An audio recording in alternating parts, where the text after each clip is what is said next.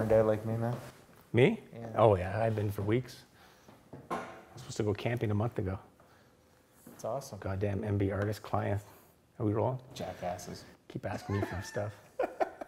How dare we keep people employed in a pandemic? I know. Yep. That should be an epidemic. 3, 2, 1. Oh, that's usually. I knew you had something up your sleeve, so I just let you do it. What's up, everybody? Regan here for MBartist, alongside Stephen Ahola, artist extraordinaire and art director for MBartist. What's going on? That's high praise. I'm not even going to talk about my t-shirt. No, it's sweaty. We've had it on for weeks. We can't wait for 2021 to get here. The ball will drop in a few hours. Yeah. We're talking about the New Year's, not my personally. In case this is the first video you come across, basically... We're drunk. Yeah, I wish. It's Friday evening. Right now we're doing introductions for interviews that we did 3 days ago. It's been kind of a hodgepodge week of creating these podcasts because this was launch week for... MBartist.com and a bunch of artist sites. Right. Am I going down? I feel like I'm shrinking. Yes. I'm shrinking. Alice here is shrinking. So yeah, so we're kind of going all over the place right now. It's Friday evening. I'm not sure if you can even see the nice sun rays coming in. Organized chaos. Yeah. So yeah, so we did our interviews last week, doing the introductions this week, trying to wrap it all together. We will never do this again because this is horrible. But I want to shave. God, please. So for the next interview that's coming up, I actually didn't even sit in on this one. I had to jump into some other stuff for the company. So Steven flew solo on this one. So if it's not good, give him a break because I wasn't here. Hello, settle named Brick. Yeah. But I wasn't here. I couldn't care for the interview, so I decided to leave. Exactly. I'm above it. You know, that whole pee break joke I threw during the interview doesn't mean anything now. Damn you and your transparency. You have no idea what goes on in Hollywood. We're going to take that out in post. But a lot of what the last few weeks interviews that we did were, a lot of it was kind of revolved around Comic-Con somewhat and fan expos because a lot of them obviously were canceled. And there was one just last week that was canceled, right? That's the main one. Fan Expo Canada was canceled 2 weeks ago, and 2 weeks before that, Fan Expo Boston. So a lot of fan expos, and also important note, the big one, the second biggest one, which is New York Comic Con from Reed Pop, was canceled. And so, ULTRACON is a Florida-based show, right? It is a Florida-based toy show and Comic-Con. And they actually managed to have their show in the midst of a pandemic. They pulled it off. Yeah. So with everybody canceling, the Santiagos managed to have their show, which we felt was a nice, interesting thing to speak about, considering the fact that we spoke with George a couple weeks ago, and or 3 days ago, depending on how much you're listening right now. Or when you saw this. Yeah, and George, obviously being with Fan Expo, they haven't had any other shows, and they aren't doing anything until 2021. So it would be kind of cool to see how one particular show managed to have a show, and how they did that. Well, I think it's what it does is shows a nice contrast between the big shows that if they don't pull in 25,000 people, they're just not doing it. Yeah. As opposed to the smaller shows that are getting off the ground, that most of them reside in Florida. Smaller budget, it's good sometimes. Less people. Yep. Profit easier. Yep. So with that, we won't waste any time. We'll go right to Steven's interview, and here comes the Batman thing now. Hey everybody, how you doing? We're back after the I'm flying solo on this one. Regan's on an extended pee break, but I'm on with Irving and Vicky Santiago of ULTRACON and Collectors Toy Shop Auction House. Irving, tell us a little bit about Collectors Toy Shop Auction House and how ULTRACON fits in with it. Collectors Toy Shop in an auction house is a place where you could buy vintage toys, new, a little bit of everything. And like I say, the auctioneers, besides myself that we have, are, like I say, they're dedicated to, you know, bring the best possible toys to the group and to the members. And we started this back in February 2018. And we have surpassed 23,000 members in less than 2.5 years. And it just basically became an extension of ULTRACON. Mm-hmm. ULTRACON is, you know, a local toy show and Comic-Con. So extended it to Facebook to make bring it to the masses. And I can tell you I'm one of those members, and I want to thank you for filling out my my toy collection that my wife doesn't know about until now. Until she watches this. Yeah, you're in trouble now. I'm getting audited. I may have to send back that carded Pumera I got off you guys. No returns. Oh, man. So the reason why I wanted to talk to you guys was specifically about ULTRACON. So as you know, we're in the middle of going through a little something that's caused a lot of big gatherings to shut down. Was there any specific, like, how hard was it to get this ULTRACON off the ground that happened a couple weeks ago? It wasn't, because we never shut down. I mean, we have been open. You could sit down at a restaurant here in West Palm Beach and eat with your family. Well, not only that, I mean, the county puts out specific guidelines that we were required to follow. So they were very strict guidelines as far as, you know, the social distancing, and as long as we abided by that, then all was good. Yeah, I mean, they've had 4 other events before ours And at the Expo Center. was there any problems attracting celebrities or artists or conveners? Well, yeah, I mean, that's, I guess, par for the course at this point, you know, that we had several celebrities that were coming from out of state who were older, who were in New York, so they had their own issues with coming here. Obviously, you know, we had Buck Rogers, who was scheduled, but he was in his late 70s, early 80s, so, you know, it made it much more difficult for him to feel safe. Right. And Also tweaking. Yeah, tweaking, And Felix also, Sula, yeah, and Larry Kenny. Larry Kenny from New York, the voice of Lionel from Thundercats. Hello. In terms of the show, how did it go? Did you guys feel it was successful? Were there any obstacles that you had to overcome during the show? How did it work out for you guys? It worked out really well. I mean, we did what we were supposed to. Like I say, the mayor of West Palm Beach is behind the Expo Center and everything that they do, and we follow their steps. Yeah, but as far as at the actual event, I feel like everything ran really smoothly. We had the venue, the Expo Center employees constantly walking around, making sure people had their masks on, social distance. I felt like it went really, really well, given the circumstances. And I can tell you that I did see some videos of people walking through, and it looked like everybody was having a great time.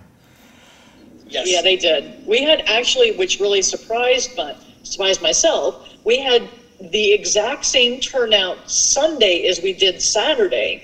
And normally Sunday is, you know, quite a bit less of a turnout. So given the turnout that we had, we're thrilled. In terms of the show, you were saying that not only is it a toy show, but it's a Comic-Con. How many artists did you have at the show?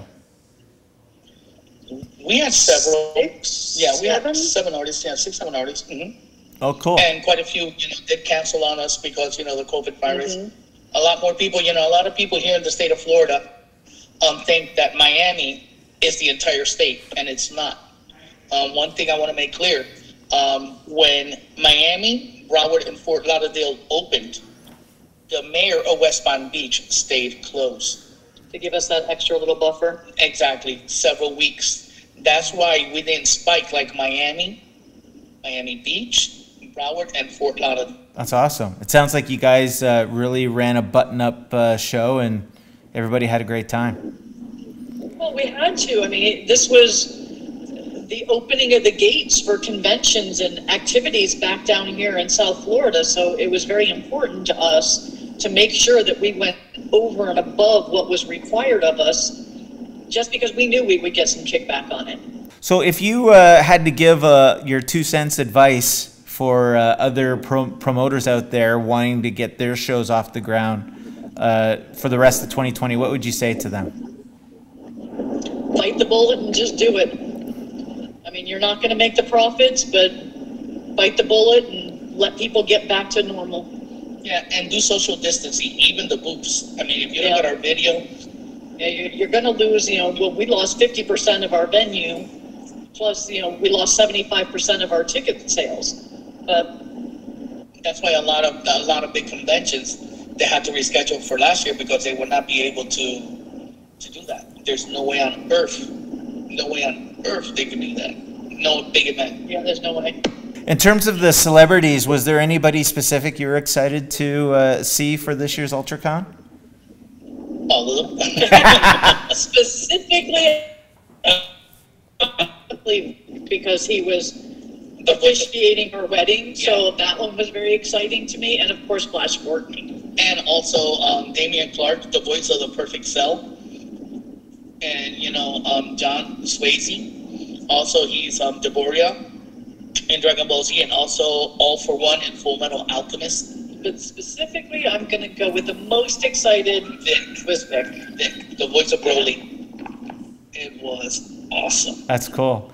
I mean, we're happy. I'm a big Dragon Ball Z fanatic, and I collect the toys. Started with VHS, DVD, then Blu-rays, and that was it.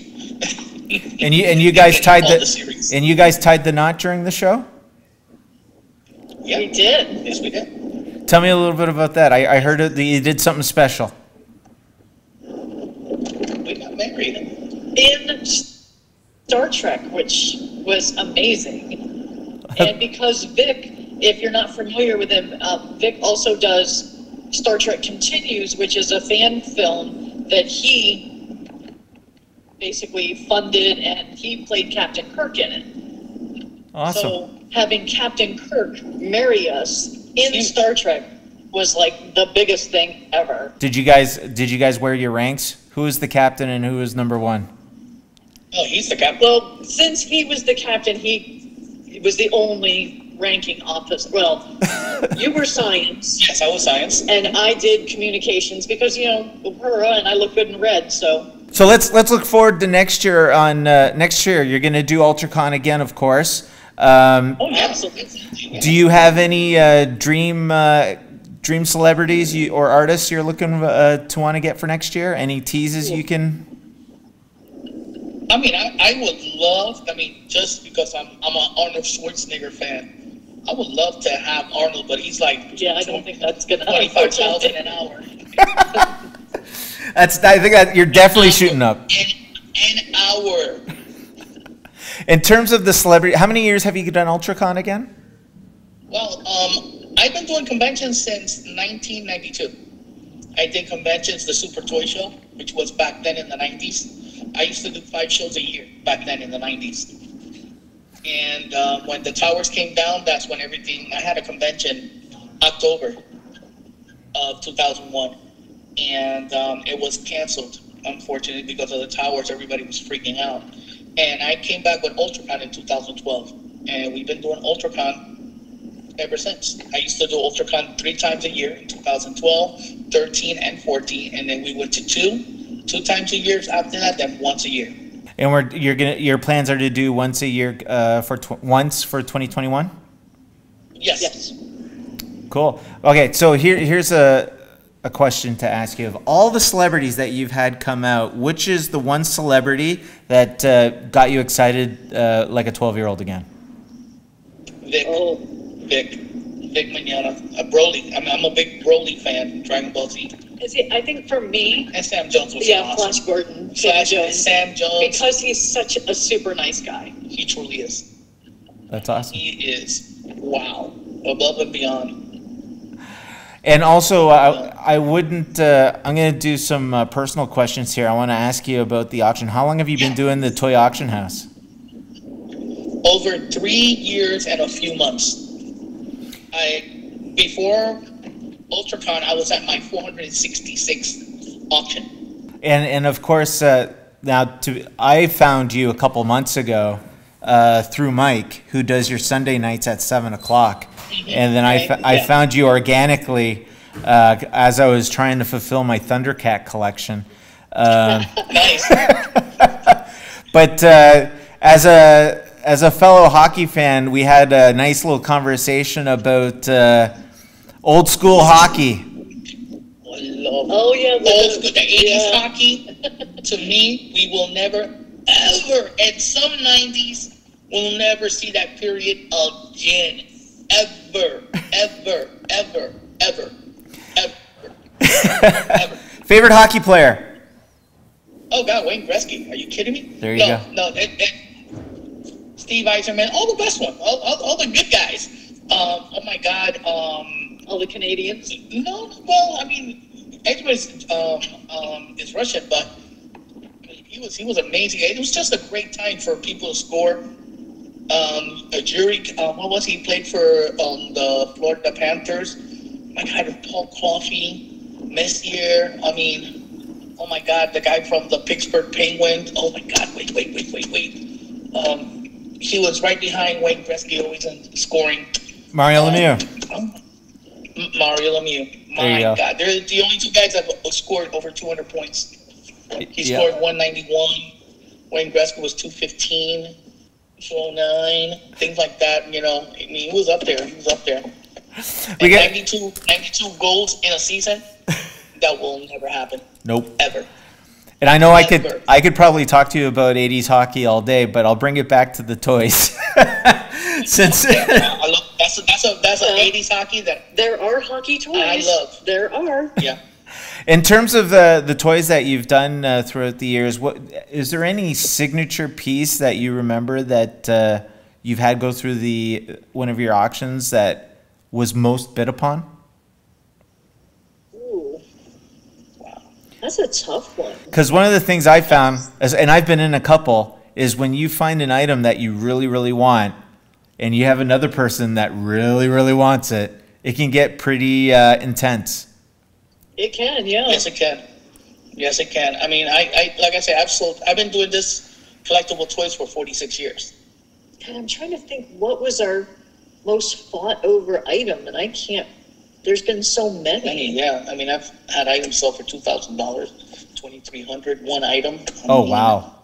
Do you have any stories off the top of your head? I've sold Fortress Maximus box. I've sold them sealed. I've sold them loose. I've sold, G.I. Joes, carded G.I. Joes. But I mean, even on like a small level, there's some that we have started off really, really cheaply, and it has gone up to a couple $100. Yeah. So percentage-wise, there's been a couple of G.I. Joe figures like that. Oh, God, yeah. I mean, when I first started doing auctions, I had over 14,000 G.I. Joes. And I'm down to less than 1,000.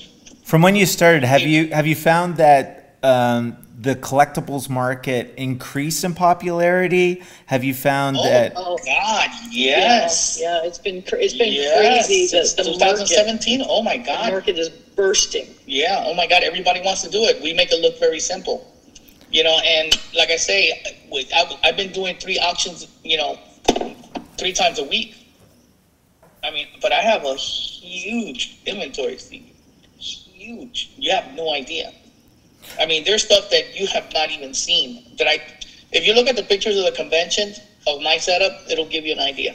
And that didn't even make a dent in what's in the living room. Yeah. In my place, her place, and the storages. Wow. Do you I have a lot of stuff. I have hard copies. Yeah. I have one of a kind. I have a lot of one of a kind. But you were saying that it's exploded since 2017. Is there anything that you can pinpoint in terms of reason why it's exploded since 2017? I think just the availability of these auctions. I mean, honestly. When I first started, it was just a few of us. 2 handful. I mean, it was... When I started in G.I. Joe Renegades, it was Rob Ross, me, Greg Crocart, William Tash, and one more other guy. It was just 5 of us. It's the availability of the internet and people just, going on Facebook and social media searching for stuff, and ta-da, there we are. Yeah, I mean, in the Gray's Toy Group, I was their first auctioneer in that group. I was the very first one. In terms of the toy lines, what would you say is the most favorite toy line that gets sold on your show? Joe's. Yeah, G.I. Joe's. Oh my God, G.I. Joe's. As a Canadian, I don't get G.I. Joe, but that's a whole other story. Hey, there are Canadian versions. There's a lot of Canadian versions of G.I. Joe's. I've sold a lot of them. Oh, really? I mean, I sold. I sold a Night Raven for $1,100 at one of my auctions. That's a Canadian, yeah. Canadian. Yeah, there's international Joe's. Yeah. Oh my God, I sold another Tomahawk to the same guy he collects Canadian, and I had, Canadian bots GI Joes, and the guy went nuts buying my stuff. He spent like $4,000 or $5,000. Wow. It's amazing how the market has exploded like that, and the collectability of nostalgia has gone through the roof. Oh, it's gone crazy, especially this year and last year. All of a sudden, all the buyers have become sellers. All the buyers have become sellers. All of them. Where do you think the future? Where do you see the future headed for the toy collectability market? Do you think it's just going to keep growing, or do you? Absolutely. Yeah, there's no way we've peaked. There's no way. Oh, there's no. It's going to continue to grow. You got to remember it. I mean, this thing right now, people are making quick money, even with the new stuff right now. Mm-hmm. You go to Target, you get the stuff, boom, put it online, boom, you double, triple your money. I want to thank you and Vicky for your time. Thank you. Awesome. And I look forward to seeing you again next Thursday, because I know Flint tried his best, but I think he was a little burnt out doing double duty. I appreciate it. Flint is awesome. Love Flint, and his son Falco. I cannot say enough about that little giant. I mean, those guys helped me out so much. And, they help me out, from their heart. They do it, with no interest whatsoever. They come down to help ULTRACON, to help me and our event. And it is very genuine, and I appreciate that so much from him and his family. One of the things I do love about your shows is that you stress that it's kid-friendly. Because 100%. I love the fact that my kids can peek over my shoulder because they know I have an addiction problem. And... And they actually sometimes partake in terms of when their favorite character jumps in. So I really want to thank you for keeping it kid friendly, especially when you have 4 daughters like I do. Yeah, that's our goal. And like I say, I always say that we're a kid friendly group. If you don't have anything good to say, maybe this is not a good fit for you. There's other rated R groups out there that you could do a lot of crazy things. But we're not about that. We're about family. And the people that support you, the other auctioneers, another compliment is they're great personalities. And I've dealt with all of them, and they're great people as well. So kudos to you and Vicky on building a family-friendly, fun channel. And I really, I think everybody should check it out. It's Collector's Toy Shop and Auction House on Facebook. Irving does Thursday, Friday, Saturday. I know Mike I'm a big fan of. He does Saturdays at 7. Flint, he does Mondays, 11 and 6. And I want to thank you for your time, and I'll definitely see you on Thursday. And I will probably be hiding. I'll be hiding in my bedroom, making sure the wife doesn't walk in as I spend next month's mortgage. And I look... not this week. Next week, I'm going to have some really high items. I'm going to have Stinger, graded, 80 plus.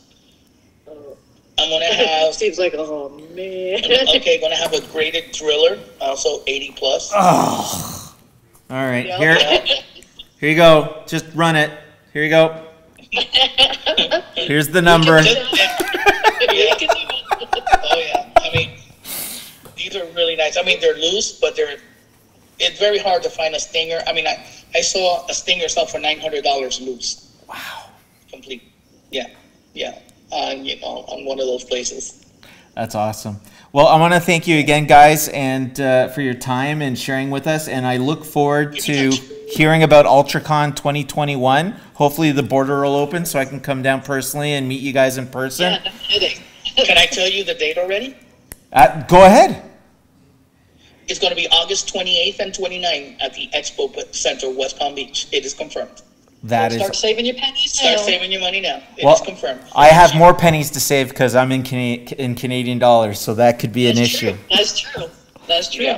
Yeah. So just want to give you a little heads up. And to Arnold Schwarzenegger out there, give him a call. Right? I'm such a huge fan of Arnold. I mean, I appreciate what he's done. Just think of the commercial. ULTRACON, I'll be back. Oh, that would be awesome. Oh my God, that would be huge. Thanks, guys. Awesome. Take care, brother. Okay. We're back, and he's back.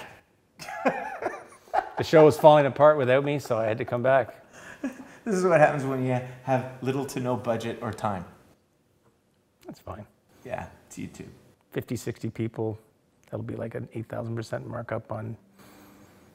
Yeah, we're essentially talking to ourselves anyway. It's not like the. It's not like That's just sad. It's Friday. You had to say that. Worked so hard on this. Hello? Are you out there? It's Friday. Go home. See? So I can't add much to the interview because I didn't hear it. Yeah. So I was in meetings, but so I'll let you. No, it was good. Both Irving and Vicky expressed some great points there, and you heard it. The camera heard it. You didn't hear it. Hopefully, you will hear it. Oh yeah. I'll hear it. I'm gonna watch. I'll watch the show 50 times. Oh yeah. Well, we need to get those numbers up somehow. we have to justify the budget. But anyway, no, I'm glad that they were able to get it off the ground, and I think one of the big things that did come across was that people are chomping at the bit to get out of their homes. Oh yeah. And the just human interaction is needed, and they supplied a little bit of an escapism for families, and by all accounts and what I saw on the videos that some of the people that attended it shot, they played by the rules. They were very safe. There was no incidents, and everybody had a good time. And also another great point that they did brought up is that they didn't do it for the money. They did it to do it. And you know, they're definitely two people who love what they do, and it's, you know, money is a part of it, no doubt about it. It is a business, but they love what they do, and they did this for the love of it. Well, I think at some point, I mean, things will be back to somewhat normalcy again, but it's nice that people are going out supporting local. And, you know, if you're feeling that itch for, you know, these fan expos and stuff, lots of neighborhoods and small towns have comic book stores, retro toy stores, you know, swap meets, things like that. Go out and support that stuff and check it out, and it'll get you a little bit of a fix in a smaller group gathering. Be safe when you do it, but at least it's something until we see where the dust settles with all this stuff and when the big conventions open up again. It also shows how things have also spiked online in terms of engagement and interaction, as before when shows were very prevalent. And we did touch a little bit about Irving's success on his Facebook auction shows and his other auctioneers that he has. Check those out. Check it out, it's fun. I'll put the link probably down here somewhere if Steven sends it to me. Yes. But yeah, check those out. Have a great week, everyone, and we'll be back next week with a normal show. So take care, stay tuned. What? Can I say something real quick? If you do go on one of these auction shows when we put the links down here and you see me bidding, don't bid against me, okay? I don't like it, and my wife is going to yell at me because I have a problem. You don't use an alias or something like? No, unfortunately. Albert P. I wasn't that smart when I created my profile. I'm not IP freely. I was going to say Albert P. Shitsneeze or something like that. Yeah, Hugh Jazz. All right, guys. See you next week. Take care.